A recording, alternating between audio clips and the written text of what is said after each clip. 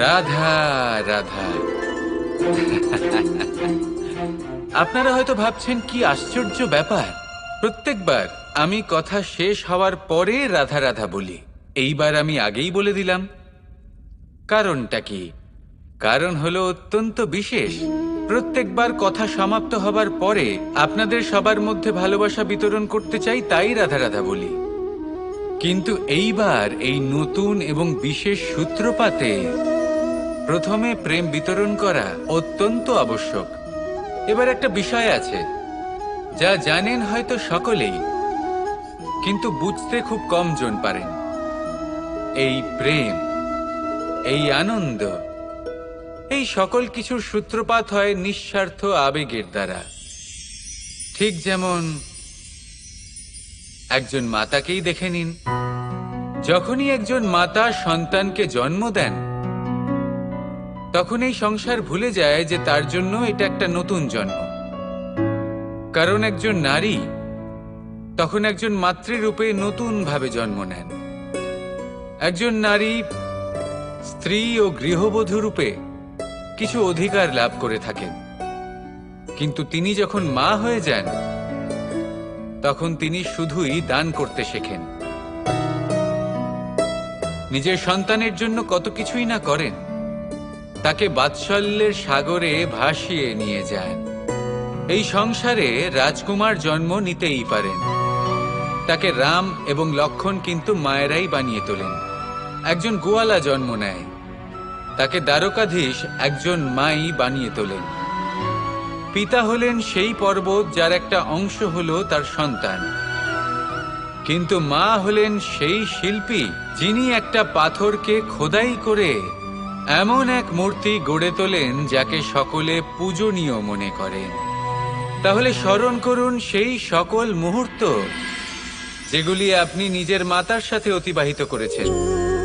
অনুভব করতে পারবেন যে কিভাবে এক মুহূর্তেই এই মন প্রফুল্ল হয়ে ওঠে। এবারের কারণ কি? এর কারণ হলো এই জীবনের আসল দ্বারই হলো মমতা।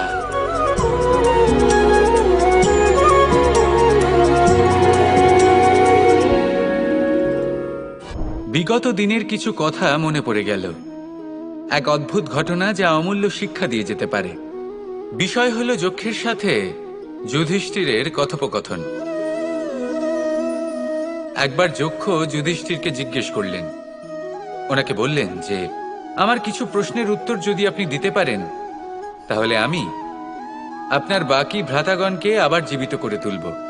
সেগুলোর মধ্যে খুব গুরুত্বপূর্ণ আর কঠিন একটা প্রশ্ন ছিল, এই সংসারে সব থেকে শ্রেষ্ঠ আশ্চর্য কোনটি? এই প্রশ্ন আমি আপনাকে জিজ্ঞেস করছি। এবার কেউ বলবেন স্বর্ণ দ্বারা নির্মিত লঙ্কা, এটি হলো সংসারের সব থেকে বড় আশ্চর্য। কেউ বলবেন বরফে ঢাকা সেই পর্বত যা আকাশ স্পর্শ করে। কেউ বলবেন সেই সমুদ্র যার গভীরতা মাপা অসম্ভব ব্যাপার। কেউ বলবেন সেই বায়ু যা আমরা দেখতে পাই না, কিন্তু তা আমাদের জীবন দান করে। সংসারের সব থেকে বড় আশ্চর্য কি, সেই প্রশ্নের উত্তর যুধিষ্ঠির দিয়েছিলেন, আর তা ছিল শ্রেষ্ঠ উত্তর এবং উচিত। উনি বলেছিলেন যে সংসারে প্রতিদিন কোনো ব্যক্তি জন্ম লাভ করেন আর কোনো ব্যক্তি মৃত্যুও লাভ করেন। এবার এই কথাটা সবাই জানেন, সবাই বোঝেন যে যখন জন্মেছি তখন কোনো একদিন আমিও অবশ্যই মৃত্যু লাভ করব। এবার যখন এই কথা প্রত্যেকটা মানুষ জানেন, তখন কেন প্রত্যেক মানুষ এই চিন্তায় থাকেন, এই নিয়ে কষ্ট পান, এই নিয়ে ব্যাকুল হয়ে থাকেন যে উনি একদিন মৃত্যু লাভ করবেন, তার থেকে দূরে পালাতে চেষ্টা করেন। বলেন যে আমি মৃত্যু লাভ করতে চাই না। কেন? যেখানে কোনো না কোনো দিন এটা অবশ্যই হবে। এ হলো ব্রহ্ম সত্য। এই যে ব্যাকুলতা, এই ভয়, এই যন্ত্রণা, এই চিন্তা তার মনকে বাঁচতেই দেয় না, এই জীবন অনুভবই করতে দেয় না। সেই জন্য এই চিন্তা, ব্যাকুলতা, ভয় এসবের কি লাভ? কোনো লাভ নেই। সেই জন্য যতক্ষণ জীবনযাপন করছেন প্রত্যেক মুহূর্ত যেন শ্রেষ্ঠ হয়, আনন্দময় হয়, প্রেমের দ্বারা পরিপূর্ণ হয়, সেই চেষ্টা করুন। চেষ্টা করুন যাতে আপনি যে কাজ করছেন তার দ্বারা যেন অন্যের মঙ্গল হয়। এই প্রচেষ্টাই আপনার জীবনকে প্রসন্নতা আর প্রেম দ্বারা ভরিয়ে তুলবে। এই মন সুপ্রসন্ন হয়ে বলবে, রাধা রাধা। ধন, সম্পত্তি, এগুলো আসলে কি? এগুলো শুধু সেই মূল্য যার দ্বারা আমরা কোনো কিছু অর্জন করতে পারি। এবার এই ধনের দ্বারা এই সংসারে অনেক কিছু লাভ করা সম্ভব, কিন্তু সেই সব কিছুই শুধুমাত্র ভৌতিক বস্তুই হবে, ভৌতিক সামগ্রী, ভৌতিক সুবিধা। অর্থাৎ আপনার কাছে যতই ধন থাকুক তা আপনাকে শান্তির ঘুম এনে দিতে পারবে না, আপনাকে জীবনের বাস্তব সুখের অনুভূতি লাভ করাতে পারবে না, কারণ এগুলো ভৌতিক ধন। এ ভৌতিক বস্তুই অর্জন করাতে সক্ষম। বাস্তবিক ধন কি? যদি এই প্রশ্ন আপনার মনে আসে তাহলে তার উত্তর আমি আপনাকে দেব একটা উদাহরণের মাধ্যমে। কখনো আপনি শুনে থাকবেন যে একজন পিতা আজীবন অনিষ্ট করেন, অনর্থ করেন, খারাপ কাজ করেন শুধু ধন অর্জনের জন্য। তিনি ভাবেন যে আমি ধন অর্জন করব আর নিজের সন্তানকে একটা উজ্জ্বল ভবিষ্যৎ প্রদান করব, একটা সুখ স্বাচ্ছন্দ্যময় জীবন দান করব। এবার সন্তান যখন জন্ম লাভ করে তখন সে ভাগ্যের জোরে সেই ধন ভোগ করে। যেরকম সে পায় সেরকমই তার ব্যবহার সে করে। কখনো আপনি এটাও দেখে থাকবেন যে সেই সন্তান সমস্ত ধন নষ্ট করে ফেলে, আর সেই পিতা যিনি সমস্ত ধন সঞ্চয় করেছেন, যিনি সেই ধনের প্রভু, আজ সেই ধনের প্রহরী হয়ে রয়েছেন। এবার এরকম কেন হয়? এরকম তখনই হয় যখন সেই পিতা বুঝতেই পারেন না যে তার জীবনের আসল ধন কি। সেই আসল ধন তার সন্তানকে সে দিতেই পারে না। যদি পিতা তার সন্তানকে কর্মের জ্ঞান দিতে পারেন, উচিত কোনটা অনুচিত কোনটা সেই শিক্ষা দিতে পারেন, সংস্কারের প্রকৃত শিক্ষা দিতে পারেন, তবে সেটা ধনের থেকে অনেক বেশি গুরুত্বপূর্ণ। এটাই হলো জীবনের বাস্তব ধন। আপনি সেই কথা তো অবশ্যই শুনে থাকবেন, কুসন্তান হলে ধন সঞ্চয় করে কি হবে, সুসন্তান হলে ধন সঞ্চয় করে কি হবে। সন্তান যদি কুপুত্র হয় তাহলে সব নষ্ট করে ফেলবে, আর সন্তান যদি সুপুত্র হয় তাহলে ধন থাকুক না থাকুক সে নিজেই কর্মের পথে অগ্রসর হয়ে ধন অর্জন করবে আর নিজের জন্য এক উজ্জ্বল ভবিষ্যৎ গড়ে তুলবে। তাই সন্তানকে সম্পদ দেওয়ার আগে কর্মের জ্ঞান দান করুন, সুশিক্ষা দিন, কারণ এটাই হলো জীবনের প্রকৃত ধন। আসুন আর আমার সাথে ভালোবেসে বলুন, রাধা রাধা। আমরা সকলে শক্তি অনুভব করতে চাই। এবার যদি আপনাকে জিজ্ঞেস করা হয় যে সবথেকে বেশি শক্তির অনুভব কোথা থেকে করা সম্ভব, তখন কেউ কেউ বলবেন পুষ্টিকর আহার গ্রহণ করলে, ব্যায়াম করলে, কেউ বলবেন ধন লাভ করলে, বন্ধুদের থেকে, পরিবারের থেকে, আদি ইত্যাদি। এইভাবে আপনি শক্তির অনুভব অবশ্যই করতে পারেন, কিন্তু সবথেকে বেশি শক্তির অনুভব যদি আপনি করতে চান তাহলে তা পাবেন শুধু একতার দ্বারা, সংগঠনের দ্বারা। যদি আপনাকে উদাহরণ দিই, নিজের এই হাতটাকে দেখুন, 5টা আঙুল রয়েছে। কোনো একটা বস্তুকে নিজের একটা আঙুল দ্বারা তুলে ধরার চেষ্টা করে দেখুন, বড়ই কষ্ট হবে। তখন আপনি বুঝতে পারবেন যখন এই 5টি আঙুল একত্রিত হয় তখন কোনো কাজ কতটা সহজ হতে পারে। এটাই হলো শক্তি, একতার। সব থেকে ভালো উদাহরণ যদি আপনাকে দিই তাহলে বাঁশি। এই বাঁশি থেকে অত্যন্ত মধুর সুর নির্গত হয় যা সবার মন প্রসন্ন করে দেয়। এই কথা সত্যি, কিন্তু এই বাঁশি আমি একটা বা দুটো আঙুল দিয়ে বাজাতে পারবো না। আমাকে প্রত্যেকটা আঙুল ব্যবহার করতেই হবে, তবেই এর থেকে মধুর সুর নির্গত হবে যা সকলকে প্রসন্ন করবে, ঠিক কিনা? ঠিক এইভাবেই যদি আপনি চান যে আপনার জীবনরূপী বাঁশি থেকেও মধুর সুর নির্গত হোক বা সবার মনকে প্রসন্ন করে তুলুক, তাহলে আপনাকেও জীবনে একতা নিয়ে আসতেই হবে। আপনি একাও কর্ম করতে পারেন, পথ চলতেও পারেন, সামনেও এগোতে পারেন, সাফল্যও লাভ করতে পারেন। কিন্তু যখন সকলে একসাথে এগোবেন, সেই পথে চলবেন, সেই কর্মই করবেন, তখন লক্ষ্যে অবশ্যই পৌঁছবেন, সাফল্য অবশ্যই লাভ করবেন। কিন্তু সেই সাফল্য এবং তার আনন্দর সংমিশ্রণটাই একটু অন্যরকম হবে। তাই জীবনে ঐক্যবদ্ধ হন, একসাথে মিলে এগোতে থাকুন আর আমার সাথে ভালোবেসে বলুন, রাধা রাধা। জীবনে দুই ধরনের আবেগ রয়েছে যার কোনো মূল্য নেই। আমার কথার অর্থ এটা নয় যে এদের কোনো গুরুত্ব নেই, গুরুত্ব যথেষ্টই রয়েছে, শুধু এদের জন্য আপনাকে কোনো মূল্য দিতে হয় না। প্রথম আবেগ হলো আনন্দ, প্রসন্নতা।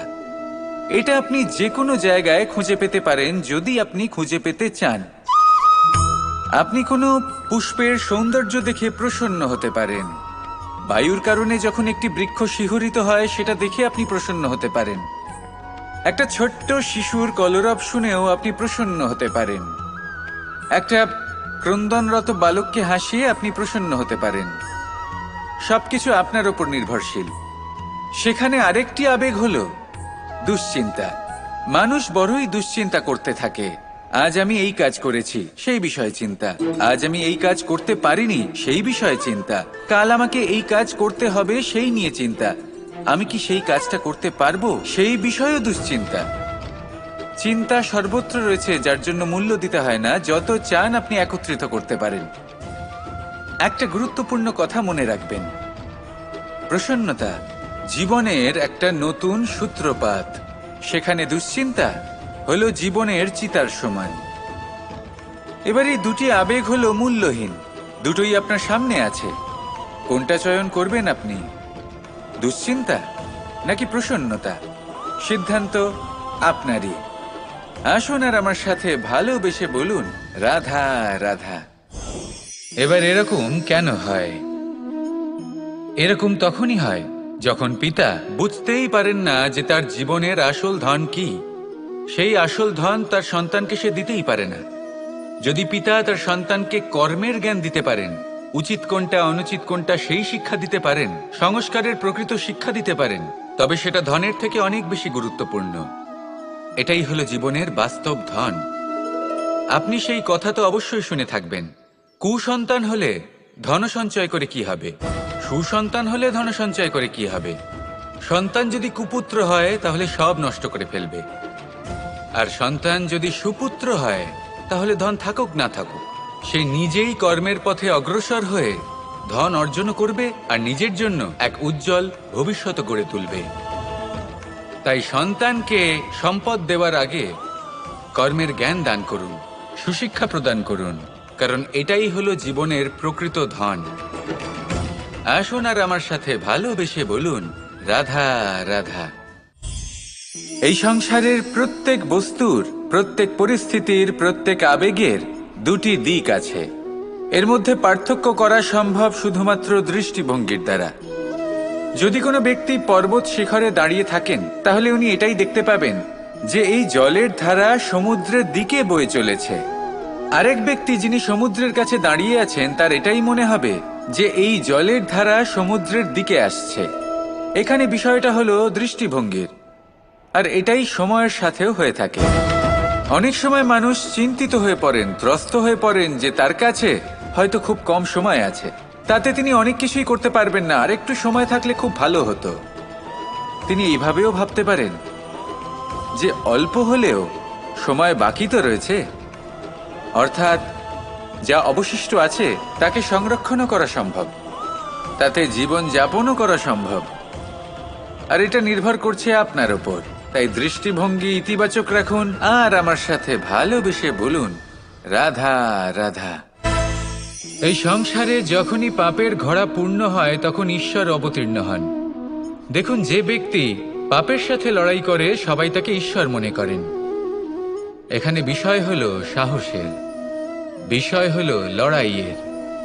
এই সময় সর্বশ্রেষ্ঠ শিক্ষক, আর সময় তার সাথেই খেলা খেলে যে সর্বশ্রেষ্ঠ খেলোয়াড় হয়।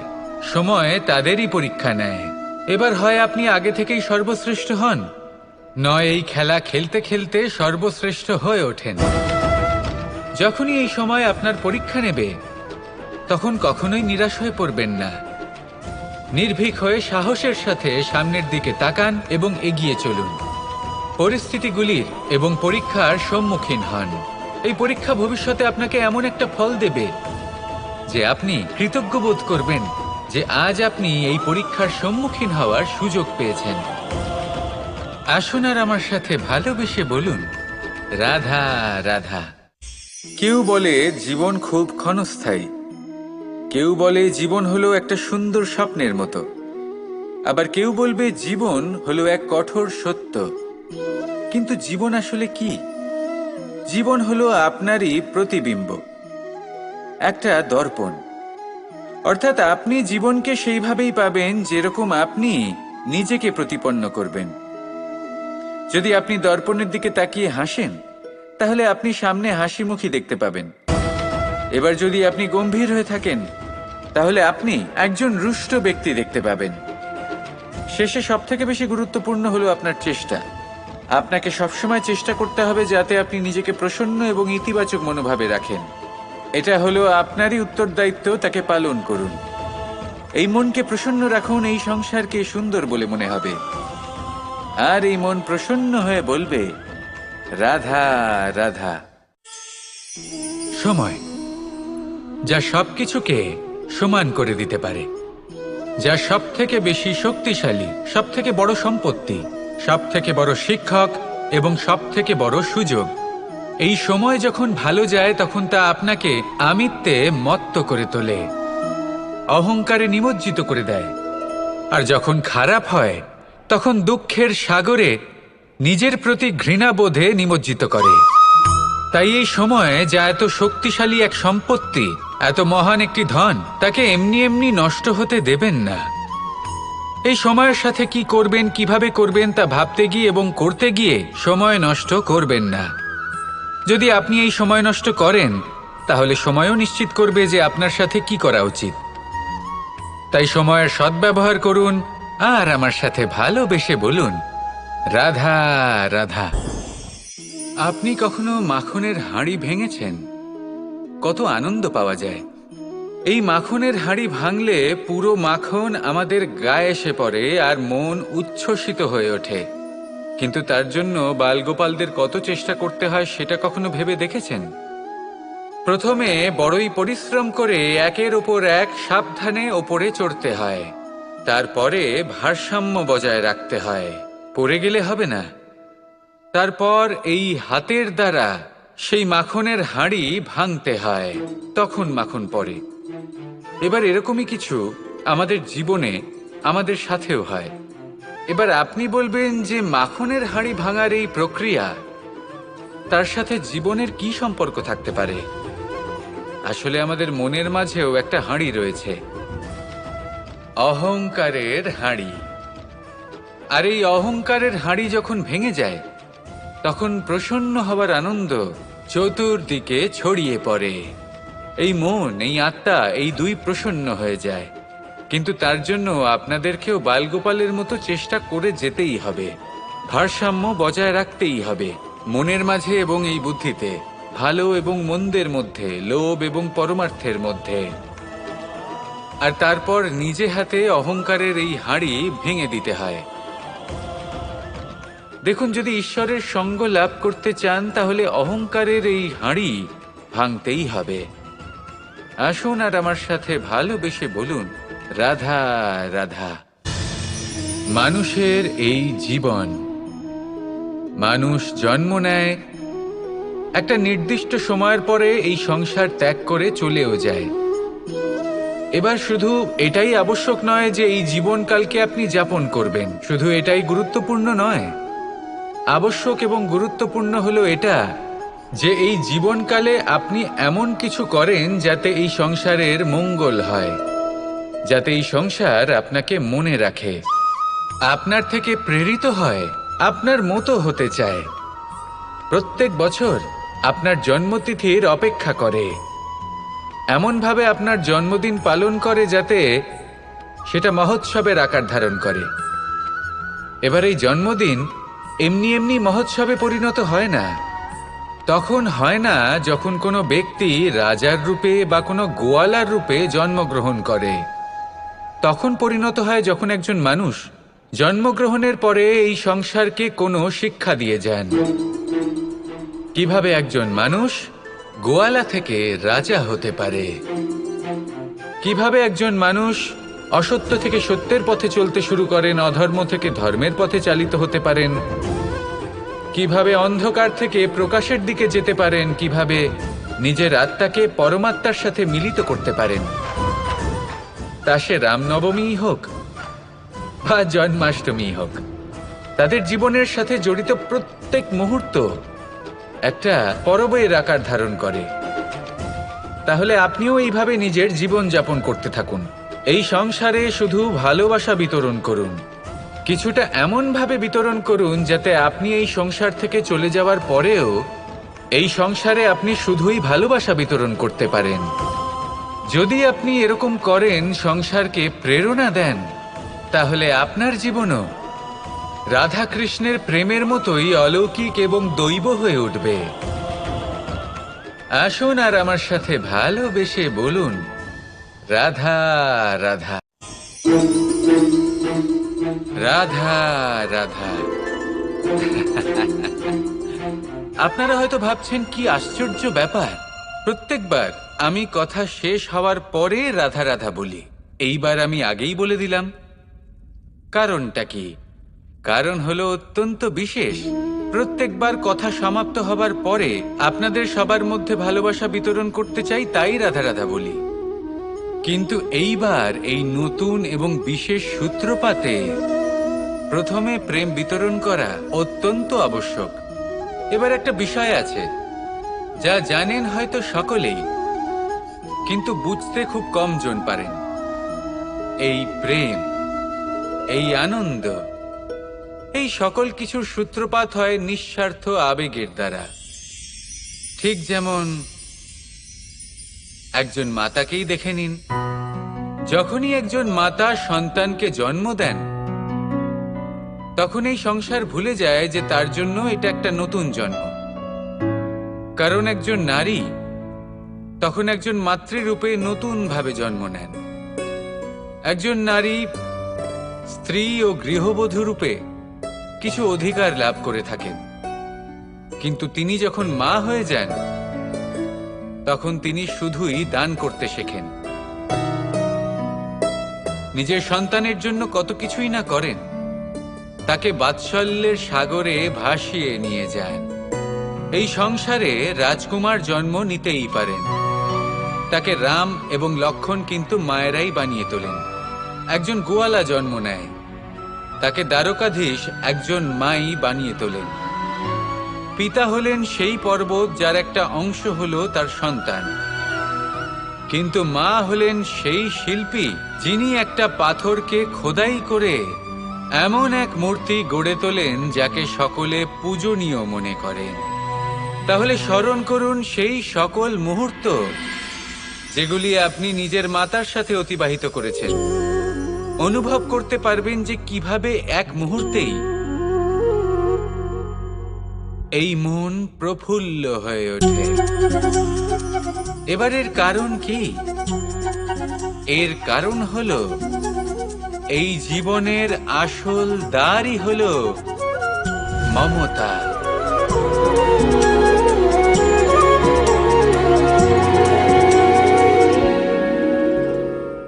বিগত দিনের কিছু কথা মনে পড়ে গেল।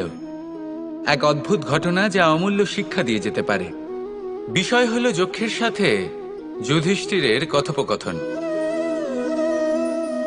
একবার যক্ষ যুধিষ্ঠিরকে জিজ্ঞেস করলেন, ওনাকে বললেন যে আমার কিছু প্রশ্নের উত্তর যদি আপনি দিতে পারেন, তাহলে আমি আপনার বাকি ভ্রাতাগণকে আবার জীবিত করে তুলব।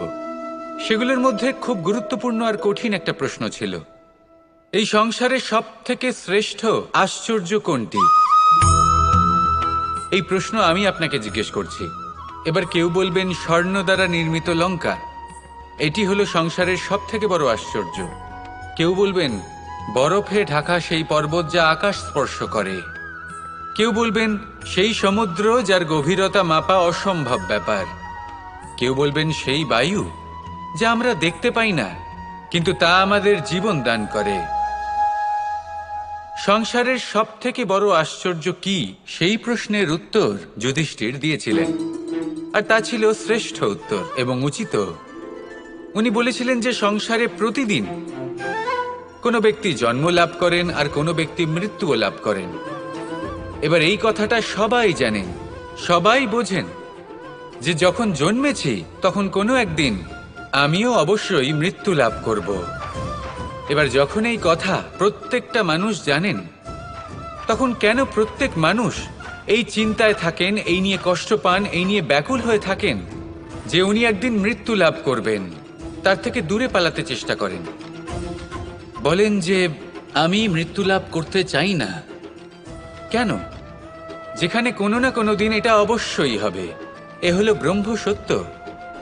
এই যে ব্যাকুলতা, এই ভয়, এই যন্ত্রণা, এই চিন্তা তার মনকে বাঁচতেই দেয় না, এই জীবন অনুভবই করতে দেয় না।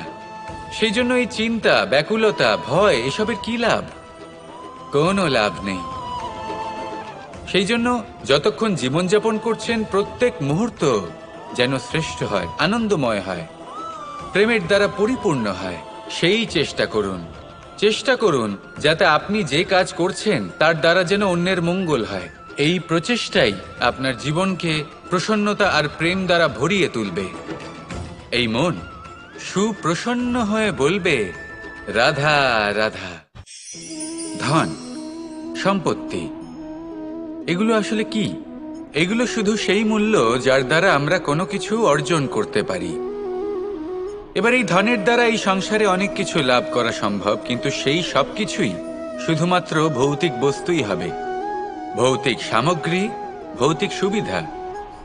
অর্থাৎ আপনার কাছে যতই ধন থাকুক তা আপনাকে শান্তির ঘুম এনে দিতে পারবে না, আপনাকে জীবনের বাস্তব সুখের অনুভূতি লাভ করাতে পারবে না, কারণ এগুলো ভৌতিক ধন।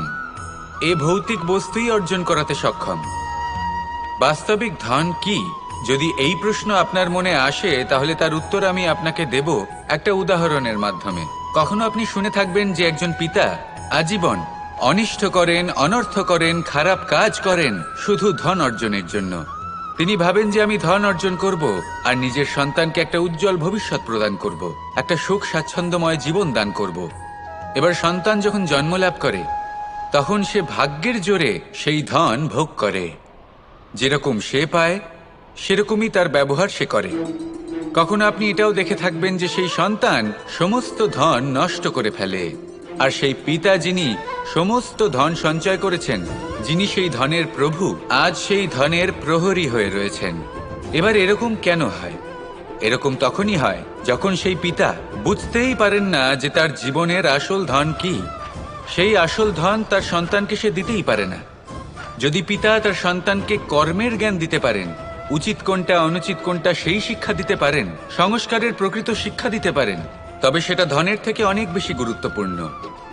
এটাই হলো জীবনের বাস্তব ধন। আপনি সেই কথা তো অবশ্যই শুনে থাকবেন, কুসন্তান হলে ধন সঞ্চয় করে কি হবে, সুসন্তান হলে ধন সঞ্চয় করে কি হবে। সন্তান যদি কুপুত্র হয় তাহলে সব নষ্ট করে ফেলবে, আর সন্তান যদি সুপুত্র হয় তাহলে ধন থাকুক না থাকুক সে নিজেই কর্মের পথে অগ্রসর হয়ে ধন অর্জন করবে আর নিজের জন্য এক উজ্জ্বল ভবিষ্যৎ গড়ে তুলবে। তাই সন্তানকে সম্পদ দেওয়ার আগে কর্মের জ্ঞান দান করুন, সুশিক্ষা দিন, কারণ এটাই হলো জীবনের প্রকৃত ধন। আসুন আর আমার সাথে ভালোবেসে বলুন, রাধা রাধা।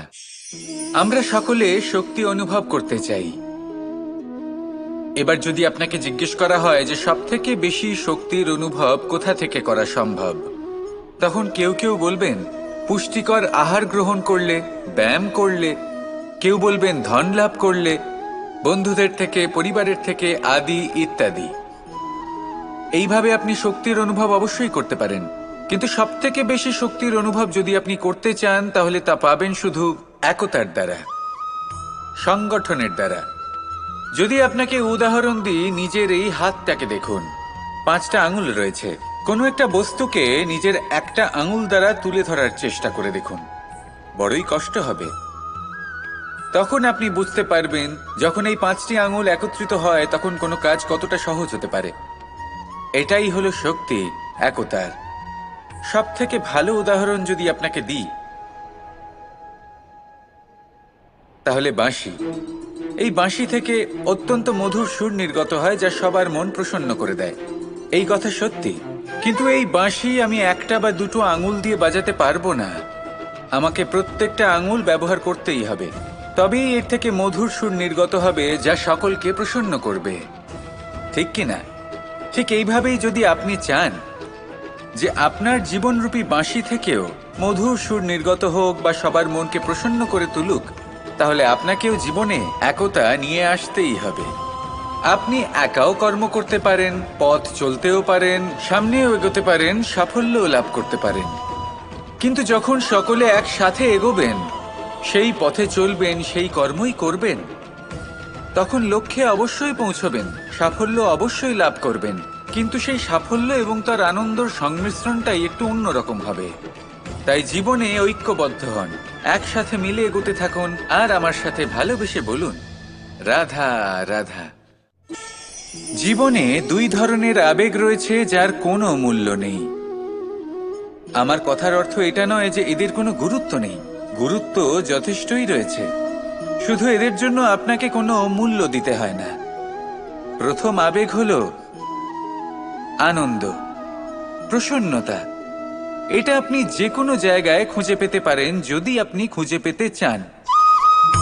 আপনি কোনো পুষ্পের সৌন্দর্য দেখে প্রসন্ন হতে পারেন, বায়ুর কারণে যখন একটি বৃক্ষ শিহরিত হয় সেটা দেখে আপনি প্রসন্ন হতে পারেন, একটা ছোট্ট শিশুর কলরব শুনেও আপনি প্রসন্ন হতে পারেন, একটা ক্রন্দনরত বালককে হাসিয়ে আপনি প্রসন্ন হতে পারেন। সবকিছু আপনার উপর নির্ভরশীল। সেখানে আরেকটি আবেগ হলো দুশ্চিন্তা। মানুষ বড়ই দুশ্চিন্তা করতে থাকে। আজ আমি এই কাজ করেছি, সেই বিষয়ে চিন্তা। আজ আমি এই কাজ করতে পারিনি, সেই বিষয়ে চিন্তা। কাল আমাকে এই কাজ করতে হবে, সেই নিয়ে চিন্তা। আমি কি সেই কাজটা করতে পারবো, সেই বিষয়েও দুশ্চিন্তা। চিন্তা সর্বত্র রয়েছে, যার জন্য মূল্য দিতে হয় না। যত চান আপনি একত্রিত করতে পারেন। একটা গুরুত্বপূর্ণ কথা মনে রাখবেন, প্রসন্নতা জীবনের একটা নতুন সূত্রপাত। সেখানে দুশ্চিন্তা হলো জীবনের চিতার সমান। এবার এই দুটি আবেগ হলো মূল্যহীন, দুটোই আপনার সামনে আছে। কোনটা চয়ন করবেন আপনি, দুশ্চিন্তা নাকি প্রসন্নতা? সিদ্ধান্ত আপনারই। আসুন আর আমার সাথে ভালোবেসে বলুন, রাধা রাধা। এবার এরকম কেন হয়? এরকম তখনই হয় যখন পিতা বুঝতেই পারেন না যে তার জীবনের আসল ধন কি। সেই আসল ধন তার সন্তানকে সে দিতেই পারে না। যদি পিতা তার সন্তানকে কর্মের জ্ঞান দিতে পারেন, উচিত কোনটা অনুচিত কোনটা সেই শিক্ষা দিতে পারেন, সংস্কারের প্রকৃত শিক্ষা দিতে পারেন, তবে সেটা ধনের থেকে অনেক বেশি গুরুত্বপূর্ণ। এটাই হলো জীবনের বাস্তব ধন। আপনি সেই কথা তো অবশ্যই শুনে থাকবেন, কুসন্তান হলে ধন সঞ্চয় করে কি হবে, সুসন্তান হলে ধন সঞ্চয় করে কি হবে। সন্তান যদি কুপুত্র হয় তাহলে সব নষ্ট করে ফেলবে, আর সন্তান যদি সুপুত্র হয় তাহলে ধন থাকুক না থাকুক সে নিজেই কর্মের পথে অগ্রসর হয়ে ধন অর্জন করবে আর নিজের জন্য এক উজ্জ্বল ভবিষ্যৎ গড়ে তুলবে। তাই সন্তানকে সম্পদ দেওয়ার আগে কর্মের জ্ঞান দান করুন, সুশিক্ষা প্রদান করুন, কারণ এটাই হলো জীবনের প্রকৃত ধন। আসুন আর আমার সাথে ভালোবেসে বলুন, রাধা রাধা। এই সংসারের প্রত্যেক বস্তুর, প্রত্যেক পরিস্থিতির, প্রত্যেক আবেগের দুটি দিক আছে। এর মধ্যে পার্থক্য করা সম্ভব শুধুমাত্র দৃষ্টিভঙ্গির দ্বারা। যদি কোনো ব্যক্তি পর্বত শিখরে দাঁড়িয়ে থাকেন তাহলে উনি এটাই দেখতে পাবেন যে এই জলের ধারা সমুদ্রের দিকে বয়ে চলেছে। আরেক ব্যক্তি যিনি সমুদ্রের কাছে দাঁড়িয়ে আছেন তার এটাই মনে হবে যে এই জলের ধারা সমুদ্রের দিকে আসছে। এখানে বিষয়টা হলো দৃষ্টিভঙ্গির, আর এটাই সময়ের সাথেও হয়ে থাকে। অনেক সময় মানুষ চিন্তিত হয়ে পড়েন, ত্রস্ত হয়ে পড়েন যে তার কাছে হয়তো খুব কম সময় আছে, তাতে তিনি অনেক কিছুই করতে পারবেন না, আর একটু সময় থাকলে খুব ভালো হতো। তিনি এইভাবেও ভাবতে পারেন যে অল্প হলেও সময় বাকি তো রয়েছে, অর্থাৎ যা অবশিষ্ট আছে তাকে সংরক্ষণও করা সম্ভব, তাতে জীবন যাপনও করা সম্ভব। আর এটা নির্ভর করছে আপনার উপর। তাই দৃষ্টিভঙ্গি ইতিবাচক রাখুন আর আমার সাথে ভালোবেসে বলুন, রাধা রাধা। এই সংসারে যখনই পাপের ঘোড়া পূর্ণ হয় তখন ঈশ্বর অবতীর্ণ হন। দেখুন, যে ব্যক্তি পাপের সাথে লড়াই করে সবাই তাকে ঈশ্বর মনে করেন। এখানে বিষয় হলো সাহসের, বিষয় হলো লড়াইয়ের। এই সময় সর্বশ্রেষ্ঠ শিক্ষক, আর সময় তার সাথেই খেলা খেলে যে সর্বশ্রেষ্ঠ খেলোয়াড় হয়। সময় তাদেরই পরীক্ষা নেয়। এবার হয় আপনি আগে থেকেই সর্বশ্রেষ্ঠ হন, নয় এই খেলা খেলতে খেলতে সর্বশ্রেষ্ঠ হয়ে ওঠেন। যখনই এই সময় আপনার পরীক্ষা নেবে তখন কখনোই নিরাশ হয়ে পড়বেন না। নির্ভীক হয়ে সাহসের সাথে সামনের দিকে তাকান এবং এগিয়ে চলুন। পরিস্থিতিগুলির এবং পরীক্ষার সম্মুখীন হন। এই পরীক্ষা ভবিষ্যতে আপনাকে এমন একটা ফল দেবে যে আপনি কৃতজ্ঞ বোধ করবেন যে আজ আপনি এই পরীক্ষার সম্মুখীন হওয়ার সুযোগ পেয়েছেন। আসুন আর আমার সাথে ভালোবেসে বলুন, রাধা রাধা। কেউ বলে জীবন খুব ক্ষণস্থায়ী, কেউ বলে জীবন হলো একটা সুন্দর স্বপ্নের মতো, আবার কেউ বলবে জীবন হলো এক কঠোর সত্য। কিন্তু জীবন আসলে কি? জীবন হলো আপনারই প্রতিবিম্ব, একটা দর্পণ। অর্থাৎ আপনি জীবনকে সেইভাবেই পাবেন যেরকম আপনি নিজেকে প্রতিপন্ন করবেন। যদি আপনি দর্পণের দিকে তাকিয়ে হাসেন তাহলে আপনি সামনে হাসি মুখী দেখতে পাবেন। এবার যদি আপনি গম্ভীর হয়ে থাকেন তাহলে আপনি একজন রুষ্ট ব্যক্তি দেখতে পাবেন। শেষে সবথেকে বেশি গুরুত্বপূর্ণ হলো আপনার চেষ্টা। আপনাকে সবসময় চেষ্টা করতে হবে যাতে আপনি নিজেকে প্রসন্ন এবং ইতিবাচক মনোভাবে রাখেন। এটা হলো আপনারই উত্তরদায়িত্ব, তাকে পালন করুন। এই মনকে প্রসন্ন রাখুন, এই সংসারকে সুন্দর বলে মনে হবে। আর এই মন প্রসন্ন হয়ে বলবে, রাধা রাধা। সময় যা সবকিছুকে সমান করে দিতে পারে, যা সব থেকে বেশি শক্তিশালী, সব থেকে বড় সম্পত্তি, সব থেকে বড় শিক্ষক এবং সব থেকে বড় সুযোগ। এই সময় যখন ভালো যায় তখন তা আপনাকে আমিত্বে মত্ত করে তোলে, অহংকারে নিমজ্জিত করে দেয়। আর যখন খারাপ হয় তখন দুঃখের সাগরে নিজের প্রতি ঘৃণাবোধে নিমজ্জিত করে।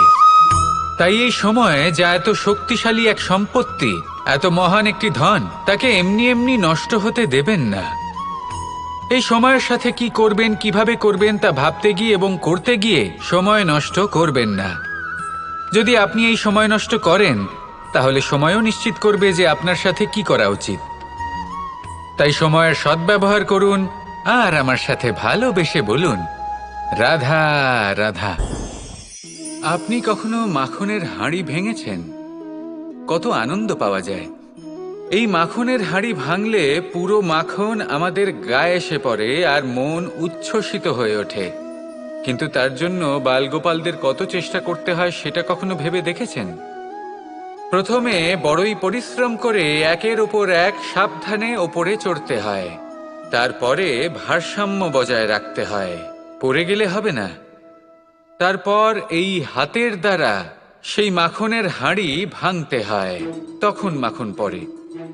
এবার এরকমই কিছু আমাদের জীবনে আমাদের সাথেও হয়। এবার আপনি বলবেন যে মাখনের হাঁড়ি ভাঙার এই প্রক্রিয়া, তার সাথে জীবনের কি সম্পর্ক থাকতে পারে? আসলে আমাদের মনের মাঝেও একটা হাঁড়ি রয়েছে, অহংকারের হাঁড়ি। আর এই অহংকারের হাঁড়ি যখন ভেঙে যায় তখন প্রসন্ন হবার আনন্দ চতুর্দিকে ছড়িয়ে পড়ে। এই মন, এই আত্মা, এই দুই প্রসন্ন হয়ে যায়। কিন্তু তার জন্য আপনাদেরকেও বালগোপালের মতো চেষ্টা করে যেতেই হবে, ভারসাম্য বজায় রাখতেই হবে মনের মাঝে এবং এই বুদ্ধিতে, ভালো এবং মন্দের মধ্যে, লোভ এবং পরমার্থের মধ্যে।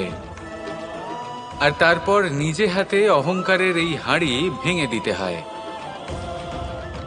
দেখুন, যদি ঈশ্বরের সঙ্গ লাভ করতে চান তাহলে অহংকারের এই হাঁড়ি ভাঙতেই হবে। আসুন আর আমার সাথে ভালোবেসে বলুন, রাধা রাধা।